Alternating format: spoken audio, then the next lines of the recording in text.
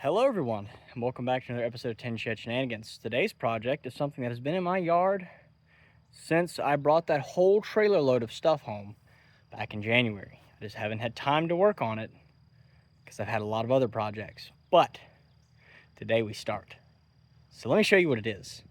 This is a Cub Cadet HDS 2135 with brand new front tires that probably don't go to this. Rear tires don't really hold air that well. A hood that comes up like that, and a Kohler Command overhead valve, 13 horsepower. I know it has a blown head gasket, and there's some chewed up wiring, and the coil wires chewed. So first order of business is to get the head gasket fixed, and then we'll figure it out. So let's drag this from here to under here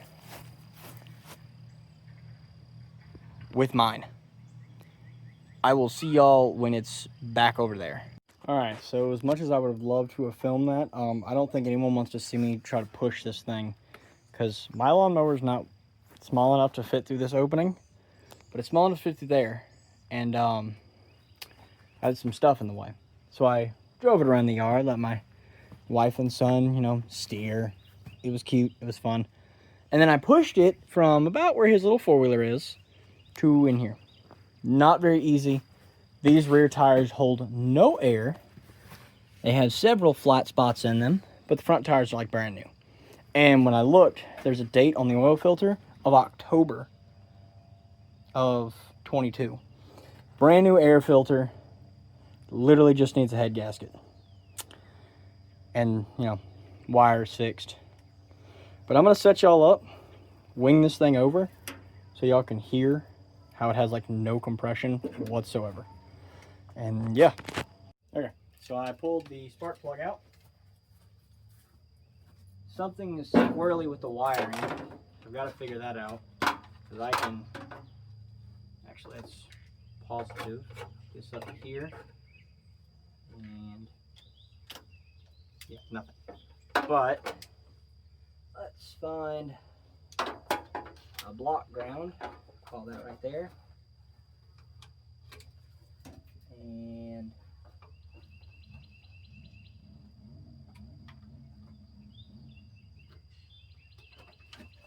interesting.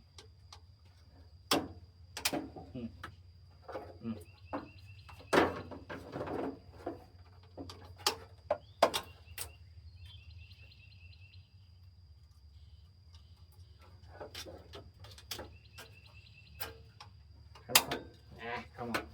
Trying to find a ground on this thing is not very simple.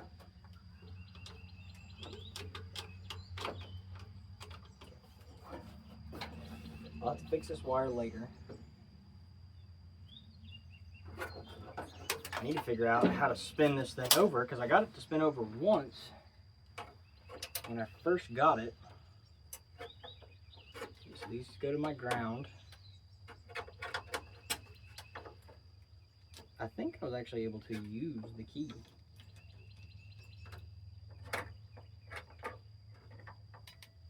Ooh. Okay, no. Let's see. I think I had this grounded. Let's see. That's plastic. This should be a good ground. Oh, there's my ground that I used. Or did I have it grounded down here on the frame? Yeah, I think I had it grounded down here on the frame.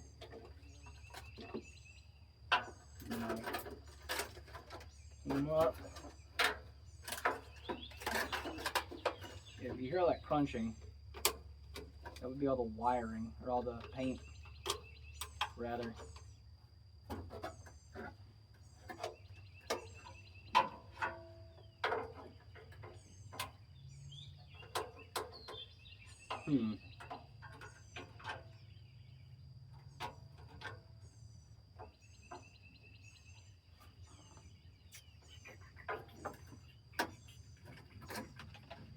So maybe if I put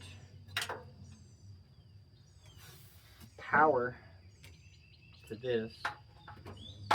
Ground. You put power to all this. Yeah, sorry this is taking so long. Last time I was just like, oh, let me tootle around. Oh, here's two wires. Touch them together and it's spun over. But granted it has been 4 months, 5 months now.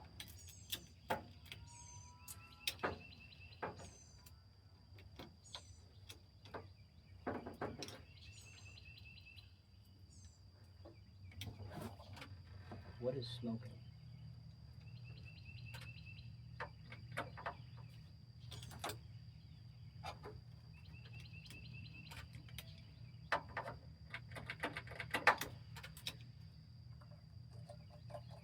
Maybe if I just touch the blue wire.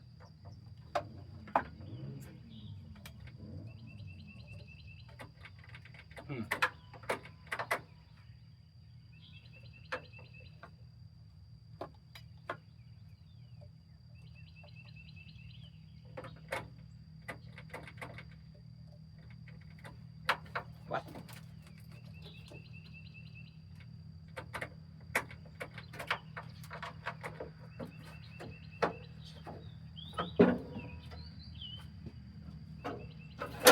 Ah.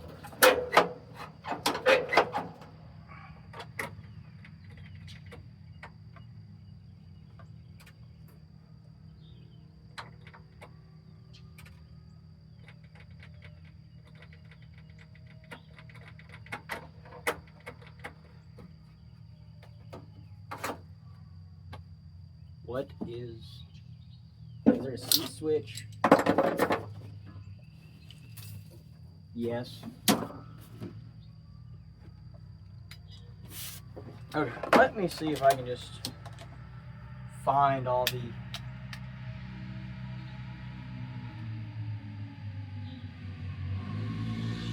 Sorry, there's a child who's driving way too fast on a public road on a four-wheeler, which you're not supposed to do, but I'm not his parent. He did, however, driving by today, wake up my napping child, so I'm not too thrilled about that. I think this is how I did it last time. I just took the entire side off. Okay, so ground, reset.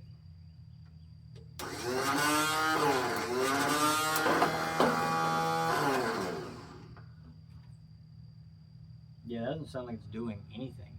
Let me pop the valve cover off and make sure it's still like spinning stuff in the motor. Because if it's not doing that, we're not getting very far with this thing. So, I shall return shortly. Well, slight change of plans. My starter is not engaging at all. So I can spin it and I can feel the piston and everything moves. So I've got to replace the starter. And then I can see if I've got compression. I've actually got a starter like that. It's from my grandpa. So I'm gonna go stick it on there and see what happens. New used starter is installed. Now, I'm gonna move y'all actually. Actually, no I'm not. Where's that rag? There's that rag. I'm gonna stick a rag. Maybe not this one. I'm gonna go grab a rag to stick over this because I poured transmission fluid in there to attempt to perfect stop shop. I poured some transmission fluid down in there to help simulate some compression if it has any at all. So I'm gonna just kind of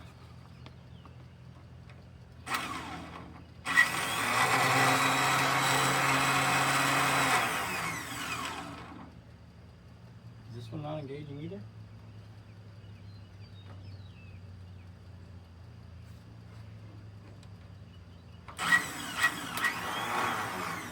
That one's not engaging either.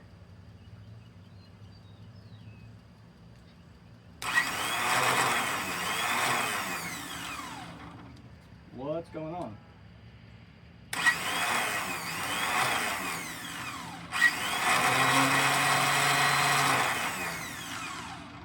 But if I turn it by my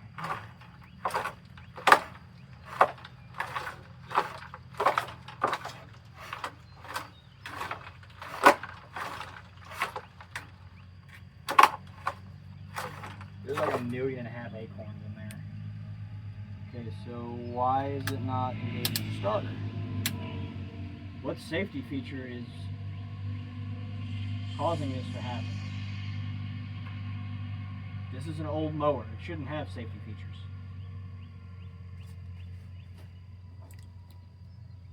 This is a Denso starter.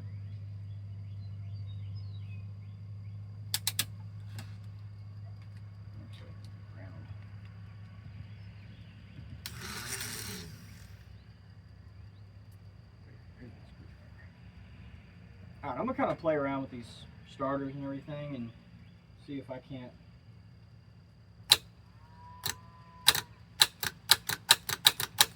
There we go. I figured it out now.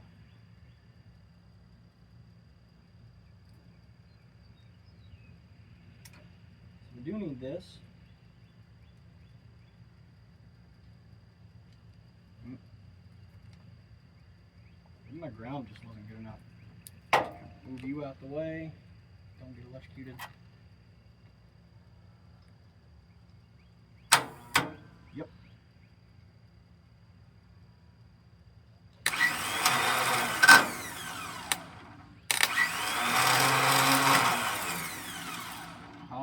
I need to clean some more of this off like that.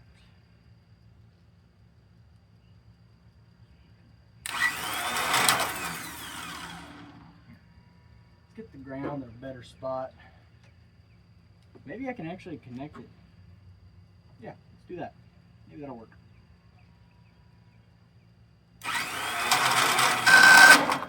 Hey.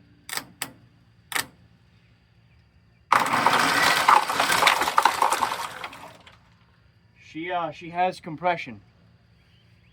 It was just slinging all kind of stuff out. Now I really need to clean this thing. Meaning there's nothing wrong with that starter. Cool.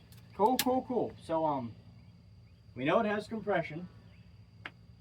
Now I just need to pop off the covers so I can get to where my coil sits, because it looks like the squirrels have made a nice little home in there. So pop off all the covers and everything so I can get to everything, see everything, see if I have a coil that I can use to fix this, because that ain't doing too much. It looks like it was chewed, which I may have a coil running around that will fit this thing, and we'll go from there. So yeah. But hey, it spins over. Okay. Go get hit. No, y'all are good. We are back out here again today. It is Tuesday. Kind of forgot what day it was for a second. Yeah, today is currently Tuesday. And we have our ignition coil. So we can get that stuck on here, and then I can get all these valve cover bolts tightened back down, blow this thing off again, and get all the mouse and squirrel infestation off, and then fix. There's 3 wires I gotta fix. But for these little, direct shaft motors where they're basically laying on their side, there's 4 bolts, and you can pry this little cover back, and that's where your coil rests, is right in here. So I'll get this little thing stuck on, and then I'll grab a business card out of my wallet for the spacing. But first we got to get it stuck on. I was a little worried about how I was going to get this thing on, because it didn't look like a whole lot of room, and I didn't want to have to take the shaft off to get this thing in. But it worked out that I didn't have to do any of that. So straighten that out. Compare the two. Coil looks a little smaller. Oh no, they look the exact same. Okay, cool. That makes life easy. We will simply get it in here and get the bolts started. I've got 3 wires I have to fix.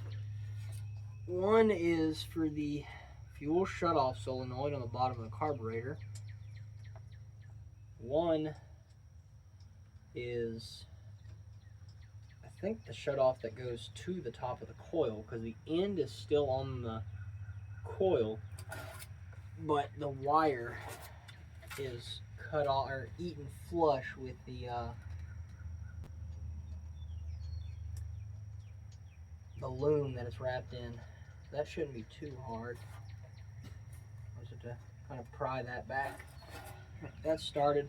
I'm gonna get this spacing set. Like I've said before, it's just a little business card between the magnet and the actual coil. I'm gonna get those 3 wires fixed, and then I'm gonna disconnect the fuel line, run a little jug that I can see until I can clean out the tank, and we'll see if she runs on her own.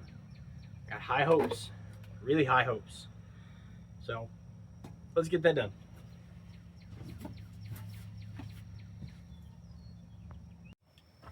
Wires are repaired, coil is on, starter's bolted back on.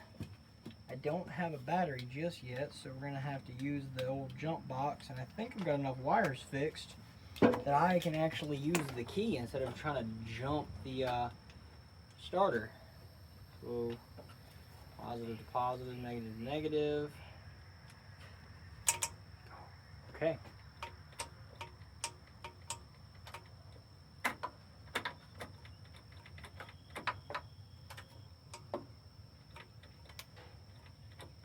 Okay, I may still have to jump the starter.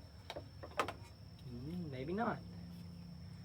I may have another electrical connection severed somewhere.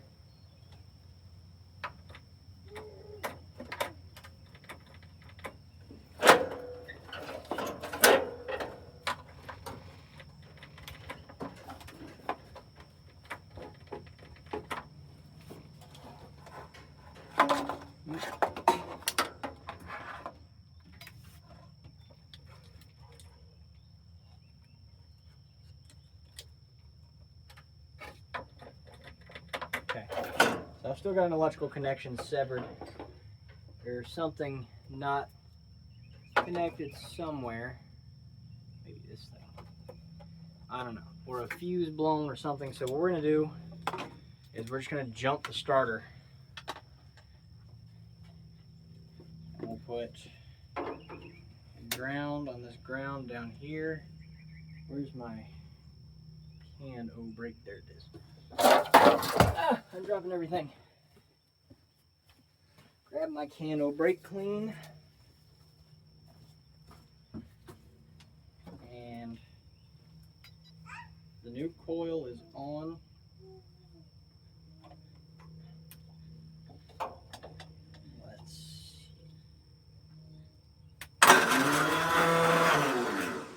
I'm gonna have to use like a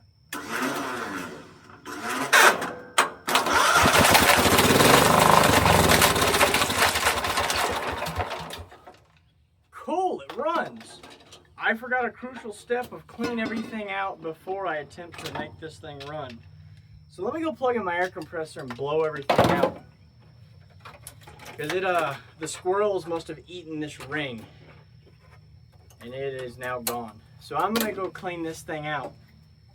And then I'll try it again. I'll rig up its own little fuel source and everything, and we'll see what happens. So I don't trust the fuel tank. But I do trust a Prego jar that my wife saved for me because I asked her to sometimes save me like peanut butter jars and sauce jars and stuff like that for reasons of, you know, keeping bolts and stuff in, or in the event you needed a fuel tank. But I think the reason it wasn't working with the key is because the safety switch. So I'm going to put the parking brake on. Y'all are going to be my watchful eye to see if it's sucking fuel, in case I forget to pay attention to see if it's sucking fuel and then go, why is it not starting? So, y'all have a crucial job.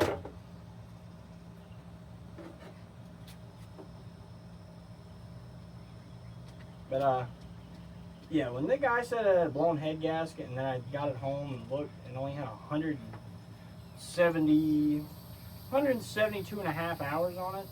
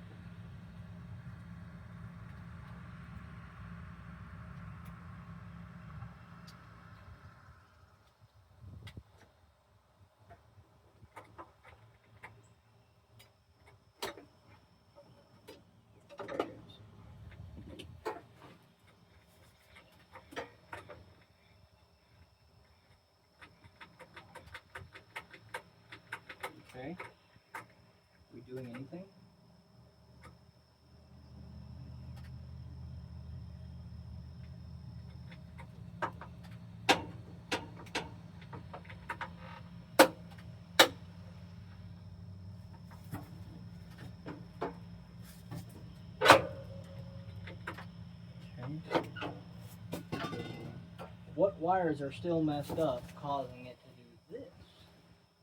I wonder.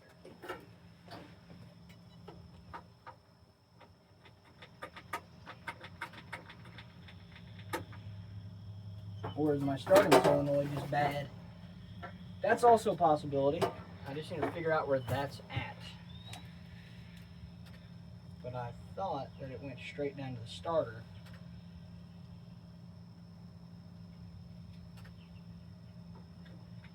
Okay.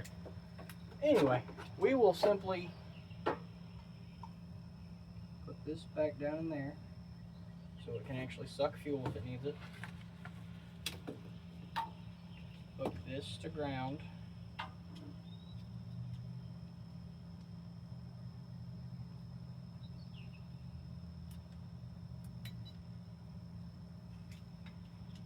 Disconnect this.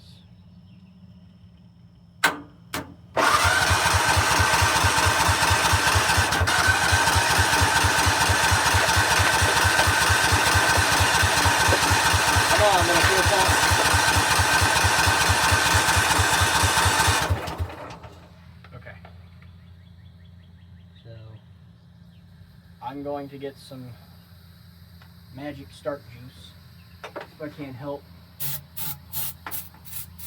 the fuel pump kind of get a kick start.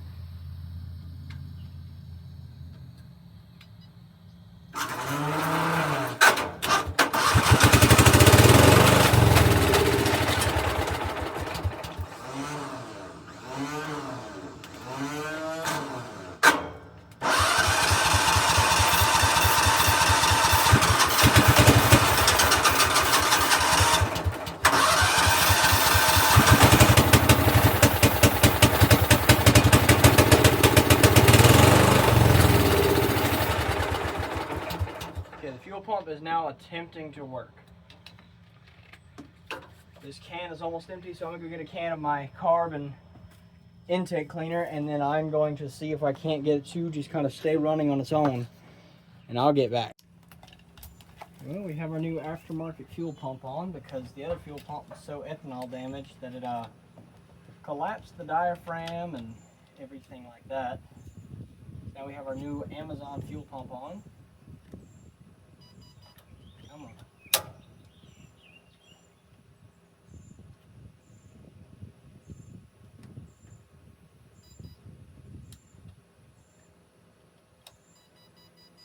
Okay, I don't have a good ground somewhere. Nah. Come on, you. Do what you're supposed to do.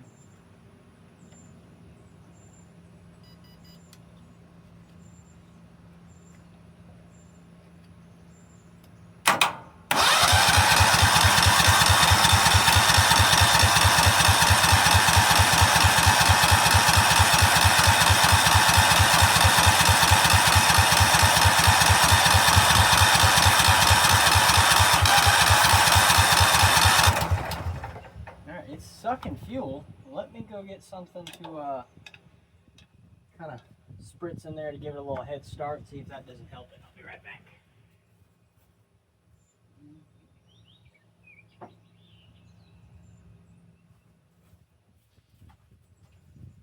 As you see, my highly advanced fuel tank, because I don't trust the fuel tank that's currently on it.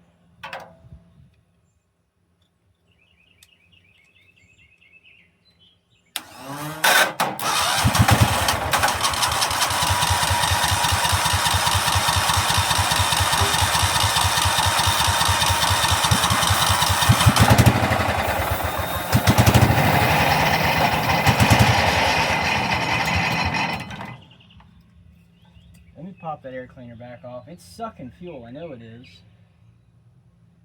I think everything's just so bone dry that it's having to fight for its life to prime everything. I'm gonna pop the air cleaner back off.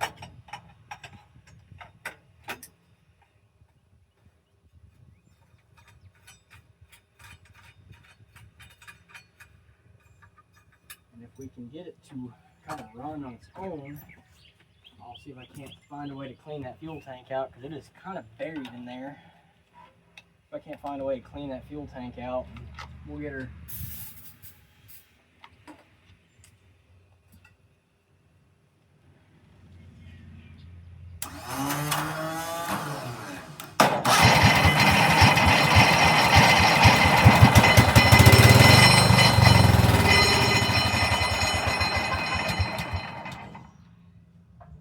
What is... Oh no. All the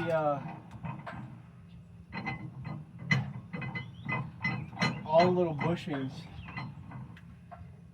in the clutch that help drive everything just disintegrated. Oh no. Okay, so this won't be a driver for the time being. Let me disconnect this. Oh boy, that hurts. How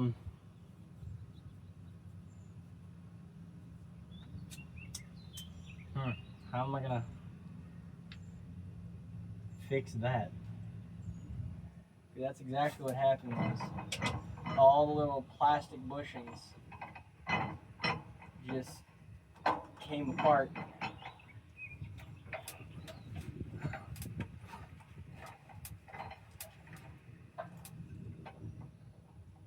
And it doesn't, all it does is that shaft just spins. Let me kind of bring y'all in to show you what I'm talking about. So that's my little drive shaft. And it's supposed to, you can grab that and it's supposed to be kind of like locked in. So now this is just going to be a motor unless I can find a bushing for that. So let me see if I can't find some type of bushing or something, or see if they even sell that anymore. And I'll be right back.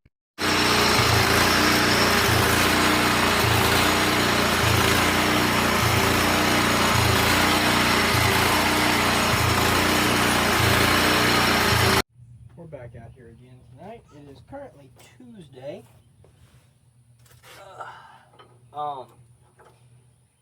Off camera,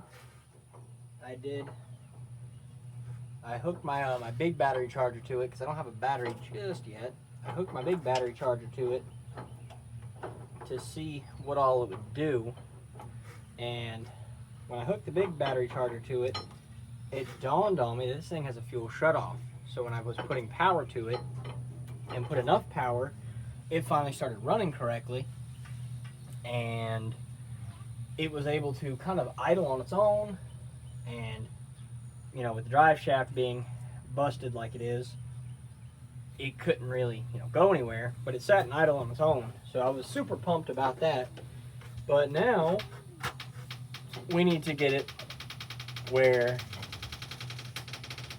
my door is slowly creaking closed. Now we need to get it where it can drive to see if it's worthy of putting rear tires on it, because it needs rear tires. So far into this, we've put a coil, a fuel pump, now these little bushings, and we'll put tires on it. And these little bushings, they're called barrel bushings. I got this off Amazon. It's a 16 pack, and it looks like a little barrel from Donkey Kong. And they sit in the little groove of the drive shaft, and when you put the retaining plate over it, it keeps everything in and, you know, kind of helps you, you know, drive like a drive shaft. I'm gonna go get me a little pick, clean all this up, and then once I get them installed, I'll kind of show y'all what I'm talking about in a better angle, because I know y'all really can't see that well, but it's really hard to have a good angle while I'm doing this. So I'll get those cleaned up, get them installed, and then show y'all what I'm talking about. Well, those bushings are in, and after I spent a good like 20 to 30 minutes trying to figure out how the best way to get them in, because it fought me and fought me and fought me, I only realized that the ones going to the rear end under there have also gone out. Good thing I ordered a 16 pack, so now I've got, yeah, if you notice the white stuff, that's all silicone, because that was the only thing we could use to get them to stay. It was not fun. So basically what I'm gonna have to do now is jack it up and get the rear end at least, you know, moved enough where I can get to, I don't know if y'all can, that fan right there is where they bolt in. So I'll see if I can't get it up and yeah, that way I can at least do that. So this should be interesting. So let me figure out how to do that, and then I'll be right back with y'all. Okay guys, so it's not a great angle, but this is the rear. This is all the rear end and everything. This is the rear shaft that I had to replace those bushings in. If I ever have to do another one of these, I'll show y'all the best way I found to do them. The first set up front took me like an hour to figure out how to do it. This set only took me like 10 minutes tops. So if I ever have to do these again, I'm definitely gonna make a video. I may try to describe a little bit, but yeah. But I wanted to show y'all that I got these done. This is going to be a two-part video. Part one is going to be will it run and possibly drive. Part two will be will it mow again, because I still got to get tires and make sure, you know, the deck and everything works. But that'll be for another video, because I'm kind of running out of time, because it is Friday and I need to have this video posted by tomorrow. It is Memorial Day weekend, so if you're watching this on Memorial Day, happy Memorial Day. So yeah, let me pop back up top and get her started up again and see if the wheels move, because I've got it jacked up right now. See if the wheels move on its own. Okay, being it has flat tires on it, I don't feel like trying to drive it with flat tires, but if you notice I have the deck off. I'm gonna fire it up and see if it'll at least move on its own. So we're gonna check all that there, because we don't have a battery just yet, so that will be another thing that we have to buy. Ooh, forgot about that. Come on, baby.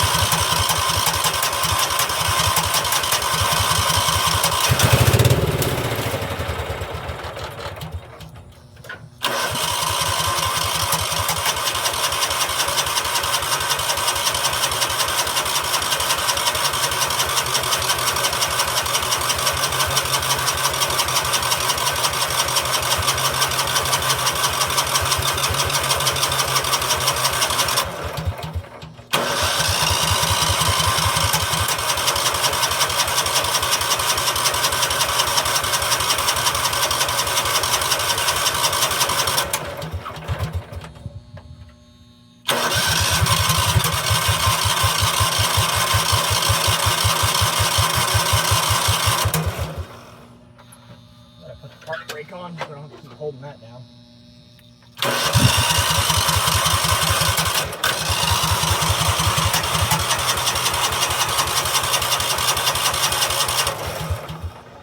I'm gonna spray it, give it a little snort of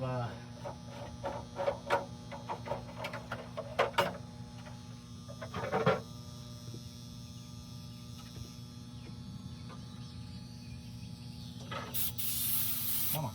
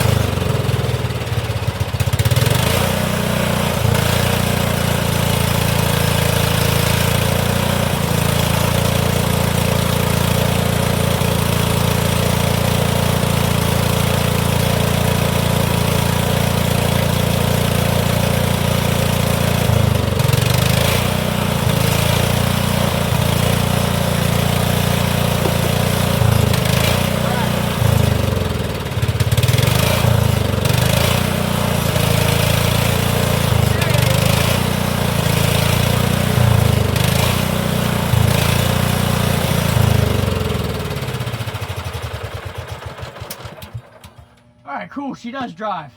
I didn't have the little pin pulled in the back to let it drive. Sweet, okay. So now we just need to get a battery, some rear tires, put the deck back on, and flush the fuel tank and get it where the choke lever works. That is where we're gonna leave this one though. It will run. Next time, part 2 will be, will it mow? So that's, whew, that's exciting to see. Let me turn this off before it catches the whole shit on fire. Whew, all right. Makes me feel better. Okay guys, well thank you for watching. This has been part 1 of a 2-part series, so make sure you stay tuned for that second part of this, and we'll get this old girl where she's running and driving and cutting all on her own. This was interesting. I was expecting a blown head gasket, and it turned out to not be that, but we did have to put a fuel pump, a coil. She'll need a battery. Fuel tank's actually empty and looks really clean, so, but yeah, y'all make sure to like, comment, subscribe, you know, hit the bell icon so you don't miss any content. It's coming up soon, June 14th. That's the second weekend in June is the Blueberry Festival in Poplarville. So if you're in the area, me and my wife and her mama will be at the booth. We're normally in front of the courthouse. If anything changes, I will make a little video about it, you know, so that way everyone can be up to speed. The first 100 people that show up and just mention the channel will get a free sticker. I'll have some hats that I'll be trying to sell, you know, so if y'all want to buy a hat, I'll have some. Her mama makes jams, jellies, pepper jellies, pickled squash, bread and butter pickles, all kind of bread. So, you know, if you're into that stuff and you're in the area, check it out. It's really cool. But yeah, I really appreciate it, guys. We're up to 116 subscribers last time I checked. Thank y'all so much. I'm really excited about that. But yeah, make sure to like, comment, subscribe, share, and hit that bell icon so you never miss another episode of Tin Shed Shenanigans.